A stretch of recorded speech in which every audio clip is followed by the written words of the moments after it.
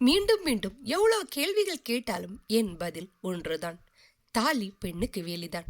அப்படி என்றால் யோசிக்கிறீர்களா என்ன கேள்வி கேட்டிருப்பாள் என்று? ஆம், தாலி ஒரு அடிமை சின்னமா? அப்படி அடிமை சின்னம்தான் என்று கூறுபவர்கள் காது கொடுத்து கேளுங்கள். இப்போதும் எப்போதும் தாலியை வேண்டா வெறுப்பாக அடிமை சின்னமாக சுமந்து வருகிறேன் என்று எந்த ஒரு தமிழ் பெண்ணாவது கூறுவாளா? அப்படி அரிதாக சிலர் கூறுவார்களாயின் அவளுக்கு வாய்த்த கணவன் அவளுக்கு கொடுமை விளைவிப்பவனாக இருக்கலாம்.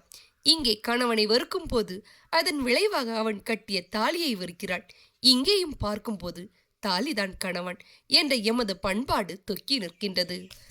மாதர்த்தத்தை இழிவு செய்யும் மடமை கை கொளுத்துவோம்.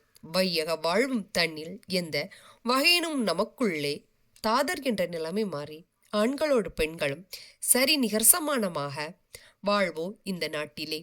பாரதியார் ஆண்களும் பெண்களும் சரி சமம் என்பதை பாடலின் வழியாக வெளிக்காட்டியுள்ளார்.